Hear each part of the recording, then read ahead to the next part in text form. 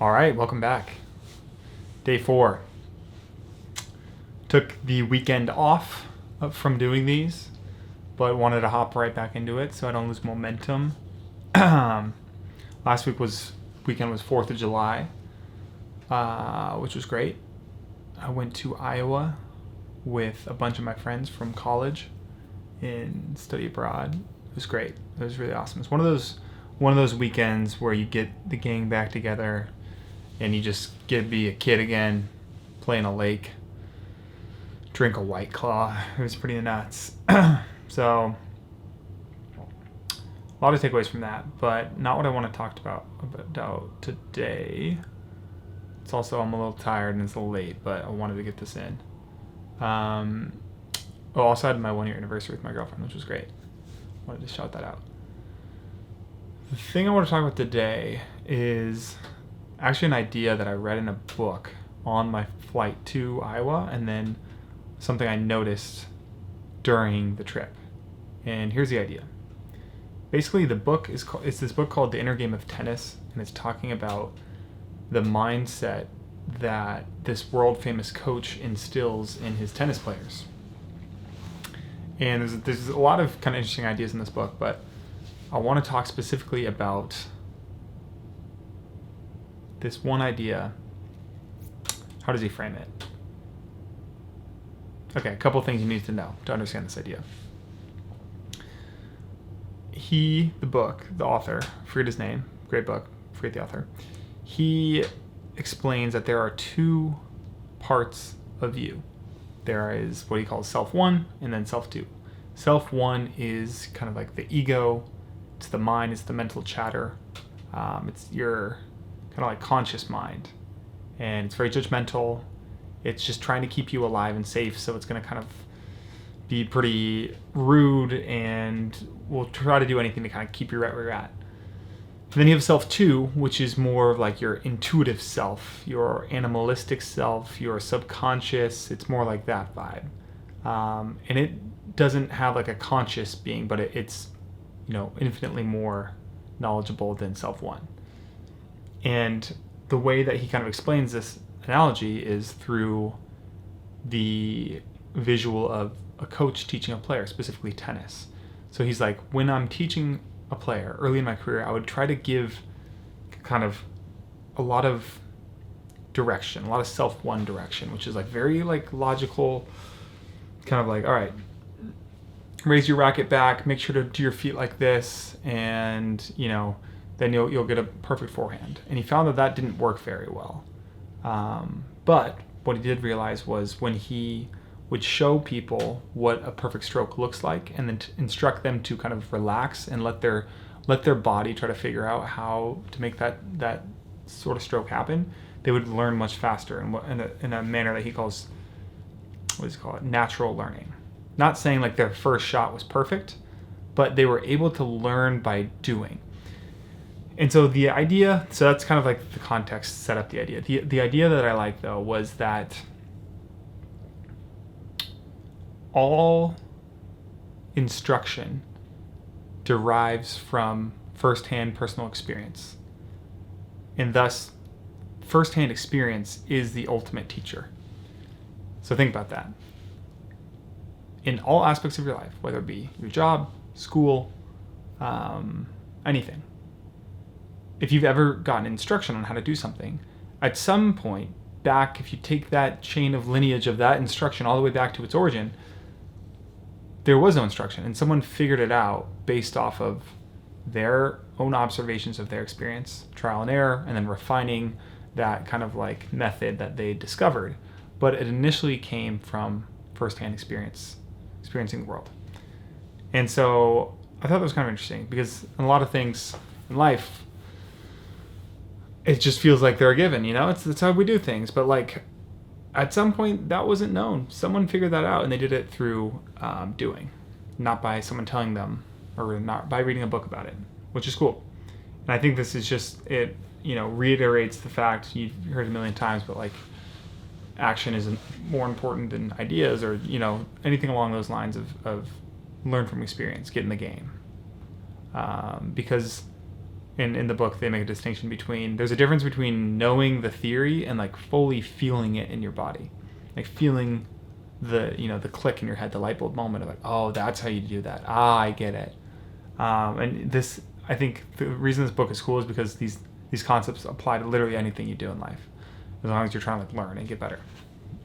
In the way this manifested, okay, and another part two of this before I get to the story, the way is,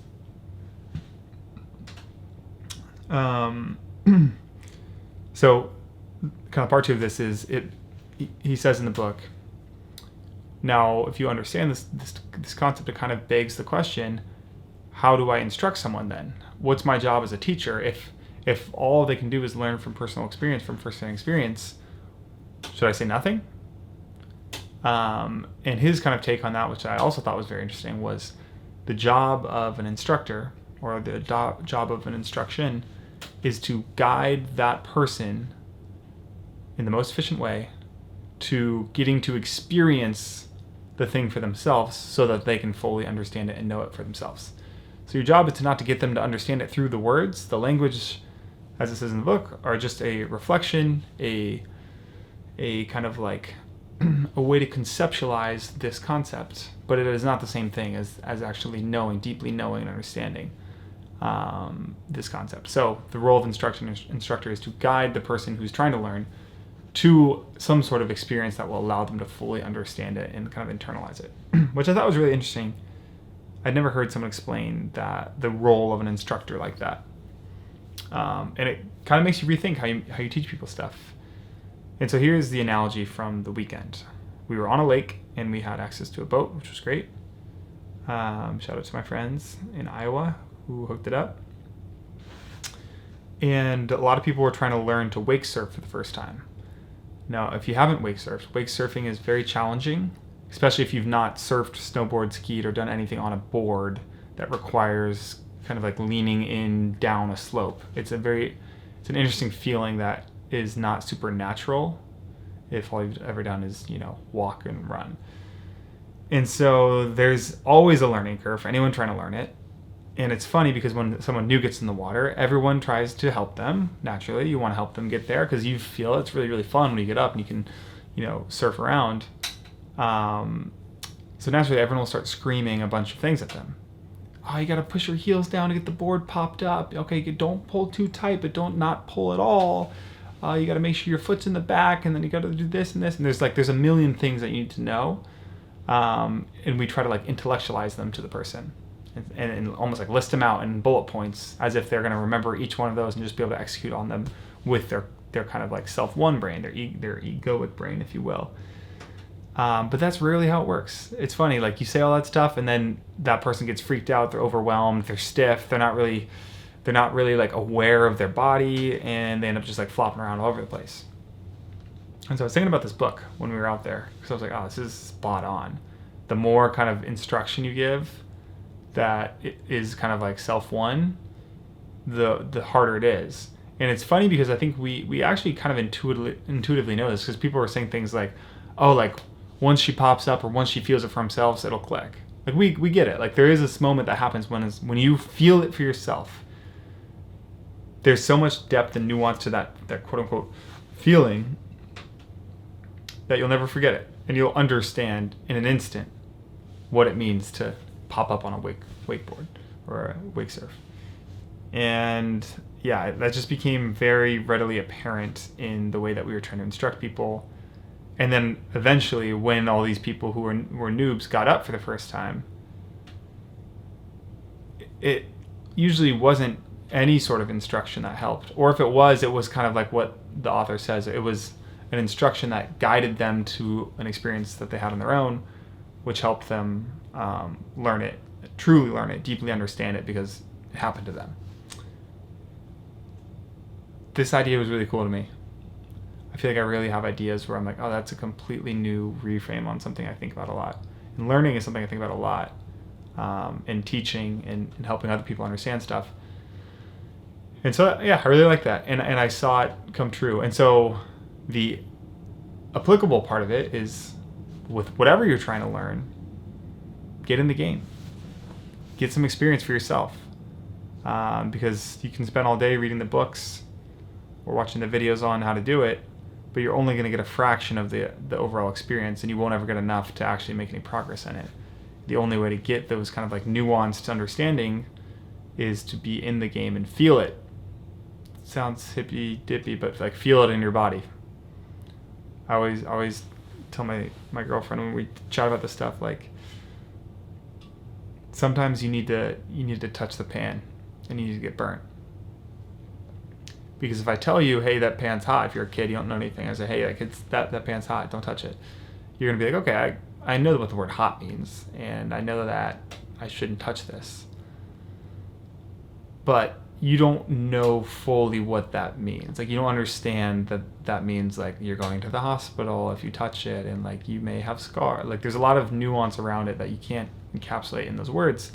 But as soon as you touch it and you burn your finger, and you hear the sizzle of your skin hitting the pan, and you smell a weird smell because you kind of like cooked yourself, you will understand instantly what it means to touch the hot pan, and you won't do it again because you have learned and internalized that. And so with a lot of these things, getting in the game allows you to capture all of that nuance and that insight very quickly, in an instant. And if you know people in your life who have grown really quickly or like seem to have progressed really quickly, it's very likely that they've been in a situation that has allowed them to get a lot of experience really quickly and iterate on it quickly, so that they're not reliving the same day over and over and over, but they're progressing. And that's pretty cool. So that's the idea for today. I'm going to continue to do these again. It's probably for my kids one day, to show them what life was like back in 2025. And yeah, again, I'm in New York City. It's beginning of July 2025, 27 years old, and super excited. Got a lot of cool things going on. Super blessed. Get to bed, kids. All right. Good night.